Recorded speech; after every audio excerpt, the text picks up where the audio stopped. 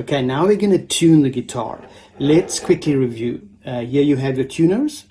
1, 2, 3, and on this side 4, 5, and 6. This one, do you remember, is the high E. It is string number 1.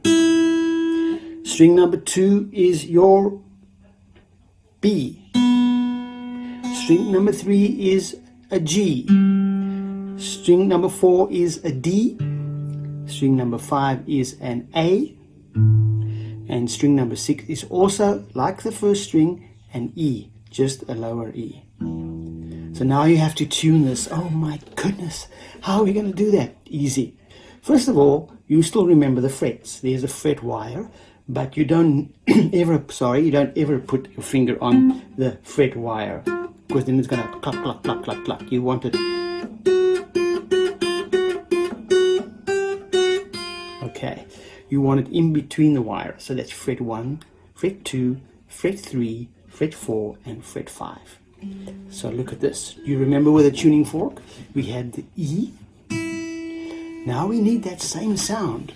So you go to your second string. Second string is this one. And you go to the 5th fret. 1, 2, 3, 4, 5. Now this one and the open E should sound the same.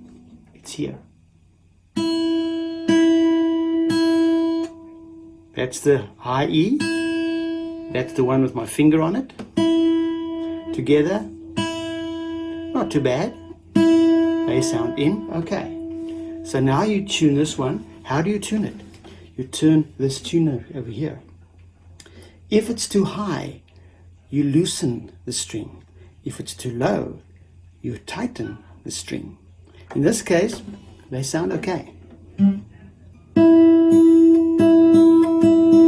Okay, now we're going to go to the next string. Hang on.